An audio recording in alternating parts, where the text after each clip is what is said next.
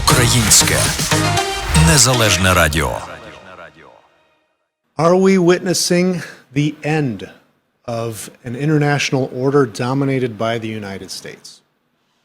Welcome to episode 24, a special live edition of the Ukraine Watch podcast here in the studio at Ukrainian Independent Radio. I'm Dan Tерлецький. We are live rather than recorded, as we usually are, and I wanted to come in studio today to talk a little bit about this topic in particular. You know, since we started this project back about the end of last year, we've always endeavored to add a little bit of context to the discussion that's being had in the media by talking to people in Ukraine, talking to experts about these topics. And this question keeps coming up in my mind, and I'm sure it's on the mind of many of our audience members. The thing that I often bring up when I'm asked or invited to talk on this topic, either whether it's at a bar association or on the radio or some of the TV interviews I've done, is the fact that what we have in common with Vladimir Putin, the thing that, you know, I'm sure that our listeners will consider that there's probably not much, but the thing that we have in common with Vladimir Putin is that we live in a world, in an international order that's dominated by the United States and its Western allies. When you think about sanctions, when you think about how economic activity is dominated by the dollar, you think about the U.S. economy and, you know, U.S. aid, whether it's military aid or foreign aid, going out to other countries. The dominant player here on the world stage is the United States. And Vladimir Putin knows it, and we know it. And one of the things that's become clear from this invasion, this full-scale invasion of Ukraine, this unprovoked war of aggression from the Kremlin, is that Putin wants to create a world that many of the experts I've talked to have referred to as a multipolar world. For example, I recently recorded a discussion with Alexander Chara, who's been on the podcast before early on, and I had the pleasure of speaking with him again recently. And what we talked about was not only the fact that Putin wants to create this multipolar world, wants to assert the Russian world onto what he views as his rightful sphere of influence, which obviously includes Ukraine and the former Soviet states, and even some of the states that have joined NATO, like the Baltics, like Poland. And we talked about these topics in sort of the context of Ukrainian history and Russian history. And the thing that keeps coming up along with that question of, you know, are we witnessing the demise of, world hegemony, American hegemony, is also, you know, Putin's trying to create his sphere of influence, and we keep coming back to the topic of why, right? So why at this time, why at this stage in history, why is Vladimir Putin waging this war in this particular manner? It's been going on now, obviously, for over 8 years. Ukrainians know this better than anyone. But it's really only been a mainstay in the Western media since the full-scale invasion back at the end of February. And I think these two questions go hand in hand. you know, why is Vladimir Putin doing this? And are we witnessing the end of an empire? And that, that's a double-edged question too. Are we witnessing the end of an empire? Could be construed as, are we witnessing the end of the Russian Empire, which never really collapsed even after the collapse of the Soviet Union? Because we see the Russian Federation, not a federation in the way that we understand a federation to operate in the West, like the United States, for example, where you have a federal system, where you have a separation of powers in government, and you have a federal government and state governments sharing power. Instead, in the Russian Federation, you have, except for maybe a few fits and starts in the early 90s after the collapse of the Soviet Union, you really have an entire empire stretching across a continent with numerous ethnic groups and languages spoken and different peoples and republics dominated by Moscow. So that question of, are we witnessing the end of an empire, either the Russian Empire or a world order dominated by the United States, goes hand in hand with the question of, why is Putin waging this war? And so the topic of history came up with Alexander Khara, and it comes up in these discussions generally because it's important in the context of what's happening. There's been a lot of discussion of history coming from the Kremlin and from Russian media sources about the history of Russia and Ukraine and the connection between these two countries, and the justification that Putin makes for his action has a lot to do with his perception of history and Russia's rightful place in history and in the world. So one of the things oft brought up by Vladimir Putin is this idea that Ukraine was a construct, not a real nation, but created rather. And he brings up, obviously incorrectly, that it was created, or he argues incorrectly that it was created by Lenin at the beginning of the formation of the Soviet Union. So let's take that on for just a second. Is that a justification? Is that a rightful justification for this invasion? Absolutely not. We live in a world post-empire. Russia is probably the last, along with Belarus and whatever other dictators are in league with Putin, is the last empire in Europe. Beginning probably more than 50 years ago, we saw the end or the beginning of the end of the British Empire and French colonialism. And even, to be fair, the reach of the United States has shrunk. And this is not necessarily a criticism, it's just a reality. You have in the past, you could say, annexations by the United States of territory. And so, in bringing these topics up, you can think, okay, well, there's another thing that Russia and the United States have in common. But the difference here is that when the Soviet Union crumbled and when we saw these different republics become independent, naively, maybe in the West, they thought, okay, well, Russia is eventually going to turn into a normal democracy, but it hasn't. The empire hasn't dwindled. It hasn't ceased. It's an oligarchy.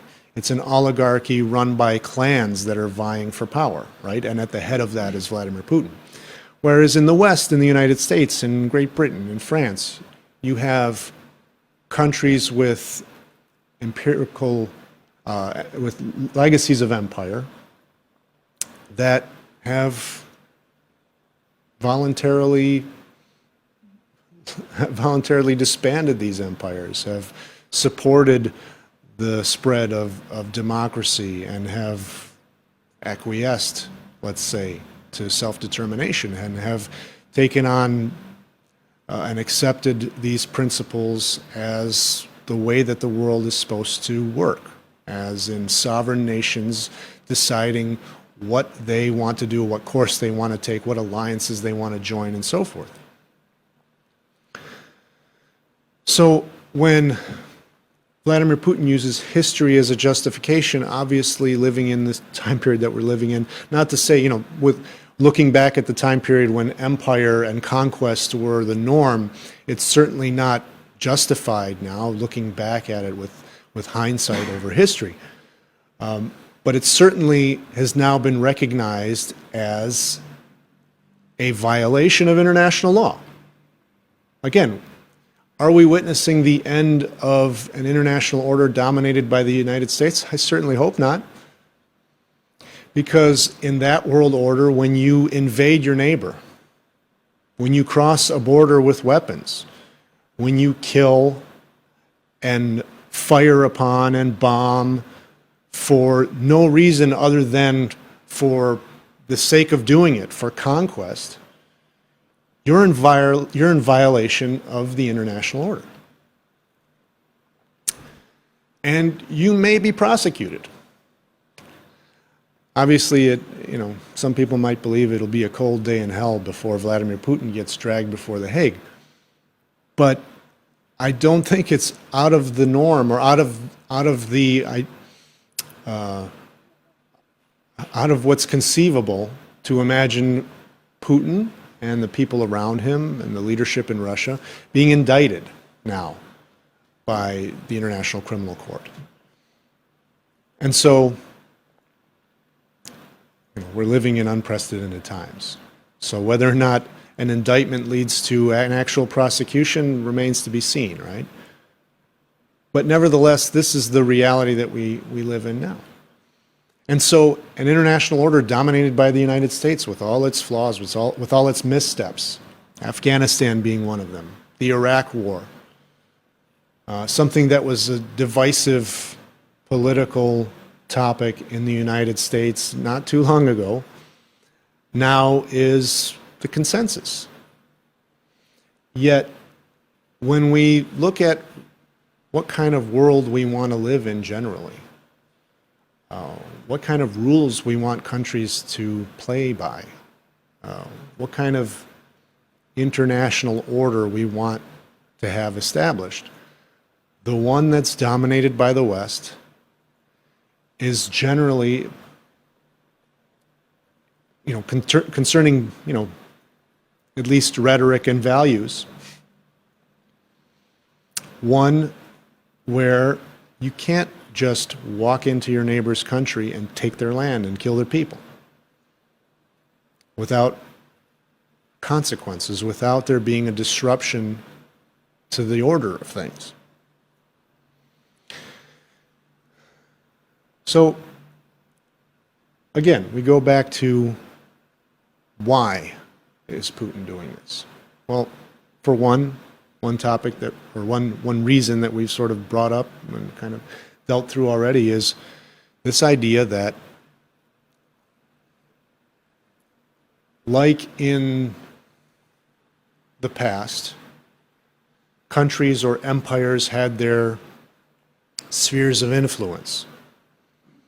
And Vladimir Putin, you can see this from his rhetoric.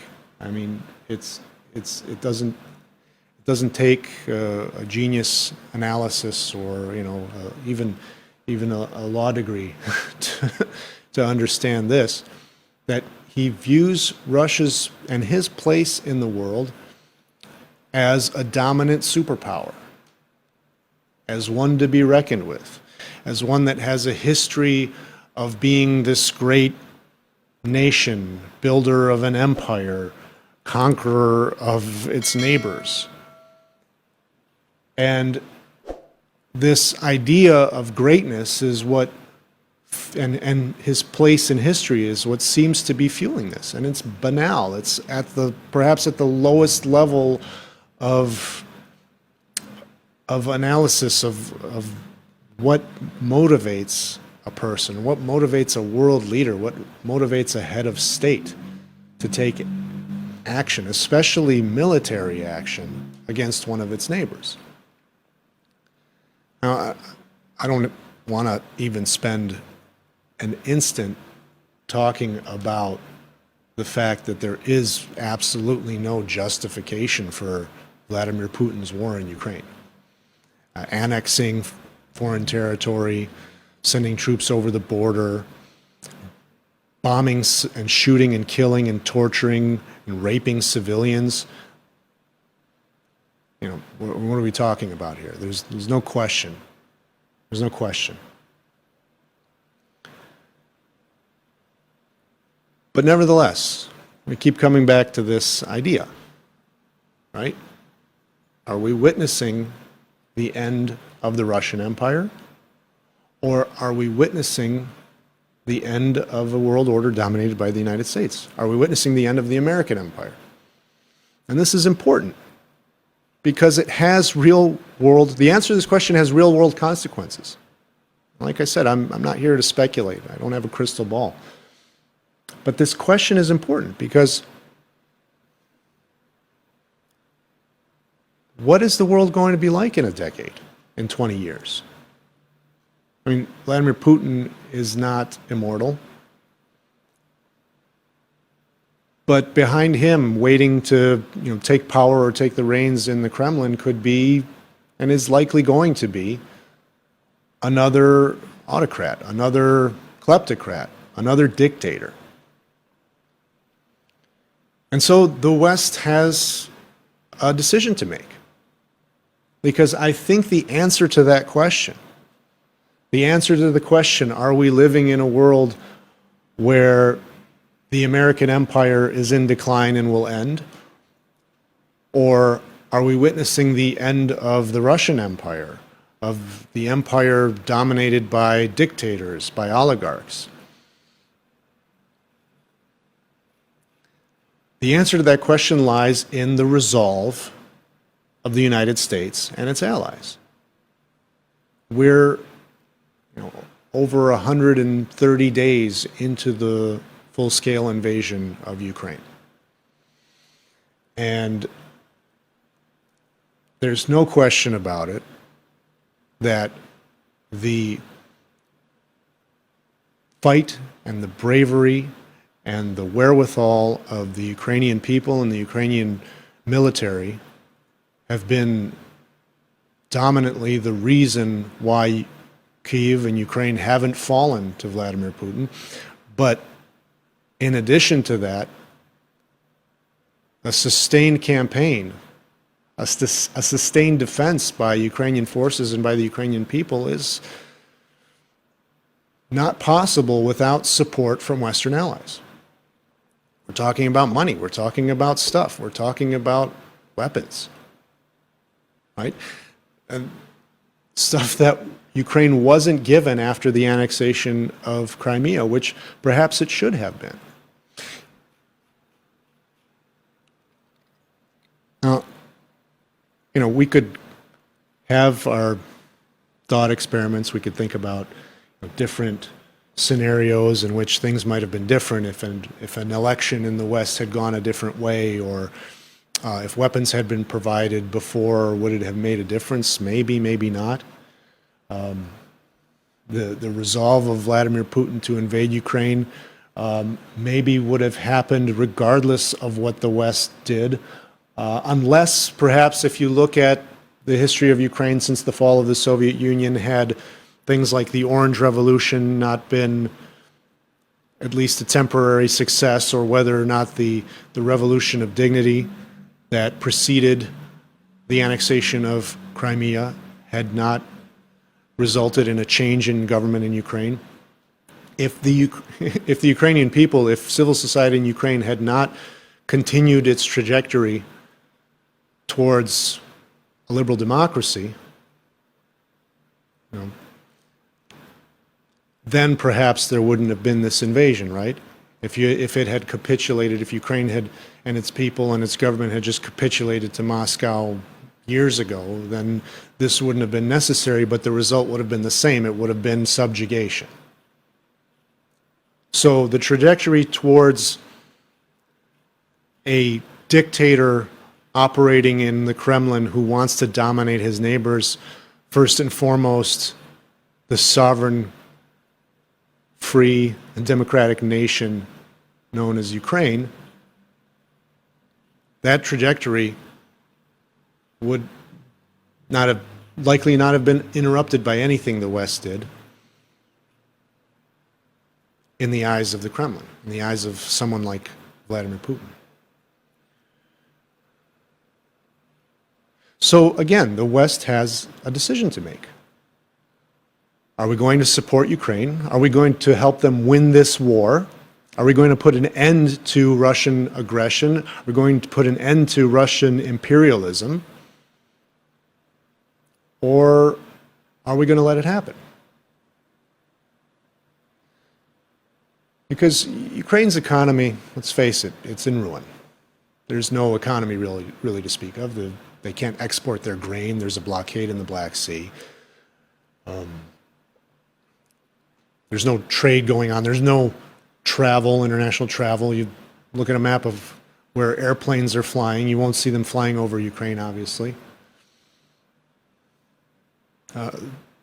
Generally, the people exiting Ukraine are people seeking refuge from the war. Generally, people entering Ukraine are either Western diplomats or Russian soldiers to murder civilians.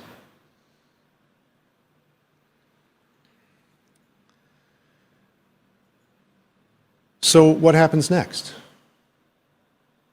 Right? Is the West going to give Ukraine just enough firepower to sustain some sort of defense until this war of attrition moves on, hoping that perhaps Russia's economy will fail and that there'll be some kind of revolution? Well, I don't know if that's really in the interest of the United States. I mean, look back at when the Soviet Union collapsed. You had people, and they were being pragmatic for their time. You had the leadership in the United States who weren't keen on the Soviet Union collapsing.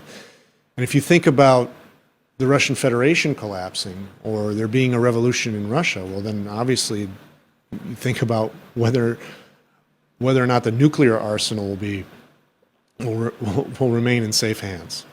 You can argue whether it's in safe hands now, but that's a legitimate question. I mean, Ukraine famously gave up its nuclear arsenal and signed on to the Budapest Memorandum, which can essentially be considered an empty promise or a broken promise at this point by not only Russia, but in some regards the United States. And that, the territorial integrity and the sovereignty of Ukraine have to be supported. They gave up their nuclear arsenal. They gave up the thing that is the deterrent, ostensibly, from the United States and Russia facing one another in battle. Now, they're at war nonetheless. You've got American dollars buying weapons that are killing Russian soldiers. You've also got Western dollars paying for Russian gas, which goes towards supporting the Russian economy. There are also Russian allies supporting the war effort. For example, Iran has said they're going to provide Russia with weapons-capable drones to use in the war in Ukraine. So you've got enemies on the world stage fighting a war on the territory of the only country that doesn't have a choice in this scenario. Because the West has a choice, Russia has a choice, Ukraine has no choice. They're, for lack of a better term, the battlefield on which this war is being waged. They didn't choose this war, Vladimir Putin chose this war. But the thing is, the West can choose to end this war. And I'm not saying that in a speculative manner. It's not a guess. You can argue with me if you want. But it's pretty clear. Anybody who knows anything about this subject will say, in the fog of war, you can't really predict what's going to happen. But there's no doubt that when you say Ukraine is outmatched or outgunned by Russia, outmanned, sure, but Russia's outmanned and outgunned by the West, by NATO. And so the West has a choice, because Ukraine can't continue to wage this war on the scale that it's been waging it without Western support. And so where our values align, where we're talking about the battlefield on which the fight is being waged over whether or not in the future we're going to live in a world dominated by Western democracies, by the rule of law, by responsibility for your actions, or whether we're going to be in a world that Putin envisions, this multipolar world where dictators have their sphere of influence and can encroach upon liberal democracies and grow that sphere of influence and perhaps even come to dominate the world order.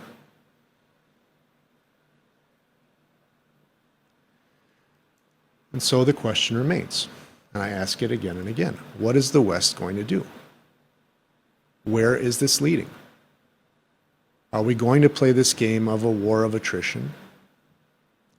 Or are we going to decide that, hey, this is important. It matters what kind of world we live in. It matters whether or not countries that value the rule of law are in charge. It makes a difference.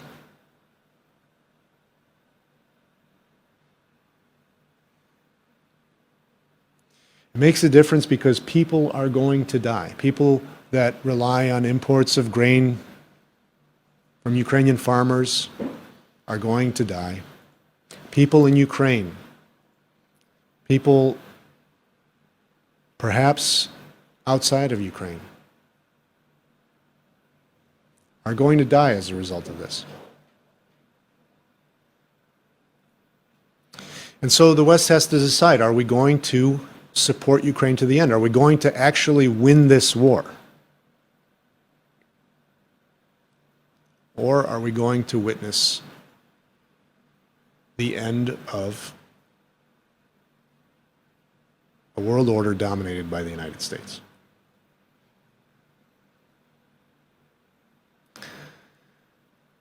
So, once again, listeners, I appreciate everybody who is following this show. I thank you for your time. I thank you for listening to me. It's been an honor and a pleasure to be doing this broadcast. I hope to continue it. I hope to add our voice to the discussion. I hope to continue to bring you discussions with experts and people on the ground. I've already had a few that are recorded and in the can, waiting to be produced. I've got discussions with experts regarding history, regarding geopolitics, the law, immigration. I had a really good discussion recently with a colleague of mine who's an immigration lawyer who runs a nonprofit in Chicago. And we talked extensively about the immigration system. I know, talked to my producer off mic before the show here, sort of about the state of American immigration. And you know, it's part of the dynamic here, because you know, obviously we've got a humanitarian crisis in this unprecedented movement of people throughout Europe as a result of this war. And in addition to the United States supporting Ukrainian forces in order to win this war, we also discuss how liberal democracies and how America, with its values, should really be concentrating on the immigration issue, on fixing the immigration system in the United States. So once again, I thank you. I appreciate everybody listening to me. Next time you see me, you'll hear more from the learned experts that I'll be talking to rather than me. But this has been a special live presentation of Ukraine Watch. Thank you. Good evening, and Slava Ukraini. Українське незалежне радіо.